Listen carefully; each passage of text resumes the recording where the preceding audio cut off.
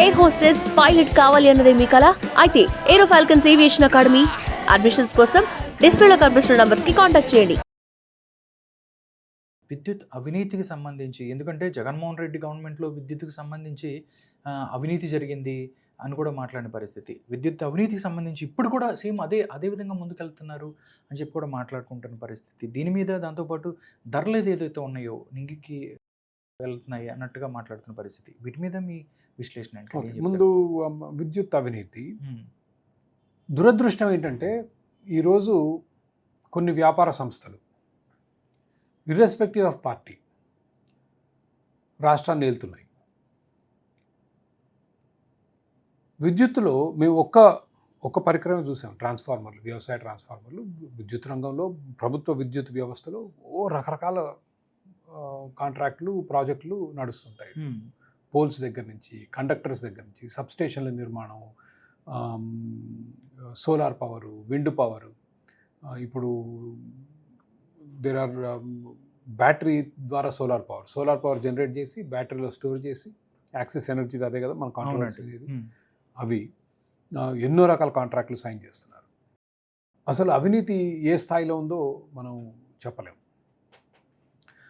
ట్రాన్స్ఫార్మర్లలో 70,000-75,000 transformer 1,20,000 కొంటున్నారు. ఒక 75,000 transformer 80,000 అనుకుందాం పోనీ, లెటస్ బి జనరస్. ఓకే, 80,000 ట్రాన్స్ఫార్మర్లో ట్రాన్స్ఫార్మర్ తయారు చేసిన వ్యక్తికి ఒక 7,000, 8,000, 9,000, మ్యాక్సిమం 10,000 మిగిలితే చాలా గొప్ప ప్రాఫిట్. అదే మీరు 1,20,000 అంటే 10,000 వచ్చే దగ్గర మీకు ఇప్పుడు 50,000 వస్తుంది లాభం. ఎంత అయింది? 5 లాభం. 2014 to 19, 2014-19 మధ్యలో ఇదే టెండరు టీడీపీ ప్రభుత్వం పిలిస్తే 8-9 మంది అప్లై చేస్తే కంపెనీలు, 6-7 కంపెనీలు క్వాలిఫై అయ్యాయి. 2019 నుంచి 24 మధ్యలో అవి రెండింటికి దిగిపోయింది.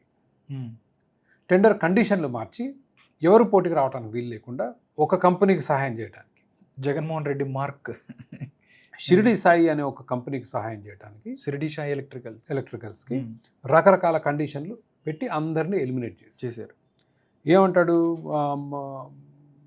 మీ కంపెనీలో మార్కెటింగ్ డిపార్ట్మెంట్ ఉండాలి, సేల్స్ డిపార్ట్మెంట్ ఉండాలి, ఫైనాన్స్ ఉండాలి, రిలయన్స్లోనో, టాటాలోనో, మల్టీనేషనల్ మైక్రోసాఫ్ట్లో ఉండే డిపార్ట్మెంట్ అన్నీ ఇక్కడ ట్రాన్స్ఫార్మర్లు చేసి మీరు ఎప్పుడైనా వెళ్తే వాళ్ళ షెడ్ చూస్తే ఆటోనగర్లో అక్కడ అసలు వాటి దగ్గర ఎందుకు ఉంటాయి? వాళ్ళ షెడ్లో కూర్చొని గరాలో పనిచేసి ట్రాన్స్ఫార్మర్ తయారు. నీ ట్రాన్స్ఫార్మర్ క్వాలిటీ చూసుకోవాలి, దాంట్లో వాడే మెటీరియల్ చూసుకోవాలి, దాన్ని టెస్ట్ చేసుకోవాలి, BIS స్టాండర్డ్స్ అంటే నేషనల్ స్టాండర్డ్స్ ఉన్నాయి చూసుకోవాలి.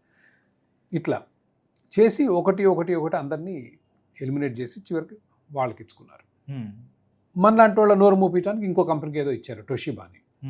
ఏమైందంటే 2 కంపెనీలకు ఇచ్చాము, చాలా జపాన్ కంపెనీ, కానీ 90% షిరిడి సాయికే ఇస్తాడు పని.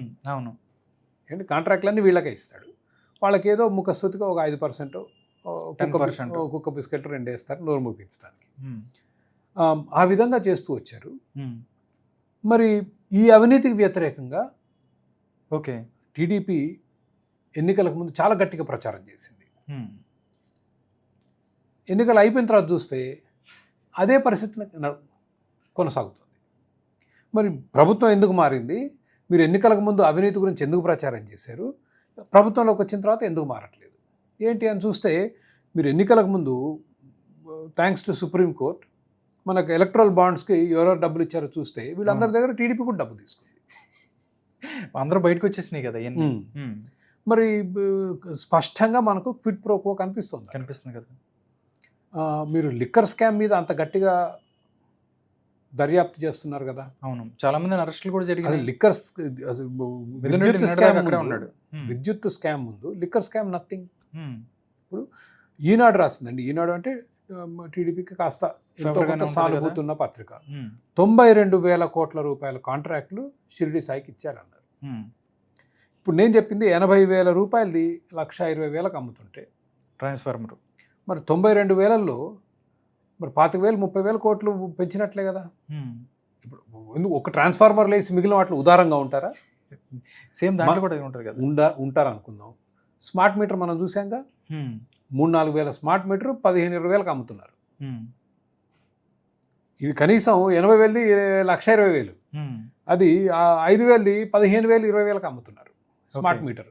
ఓకే, ఆ రకమైన దోపిడీలో ఒకవేళ 92,000 కోట్ల రూపాయల కాంట్రాక్ట్లు కనుక మీరు ఇచ్చుంటే, మీరు వచ్చిన తర్వాత ఇంకో 10,000 ఇచ్చుంటారుగా. మాకే కానీ నేను చూపించినాయిక ఈ గణాంకాలు. అవును, 1,00,00,000 కోట్లు మరి 30,000 కోట్లు అని ఉంటుంది. ఇది 30,000 కోట్ల రూపాయల స్కామ్. మద్యం స్కామ్ ఎంత అంటున్నారు? 3,000 కోట్లు. 3,000 కోట్లు అంటున్నాడు. మరి ఇది ఎందుకు చేయట్లేరు?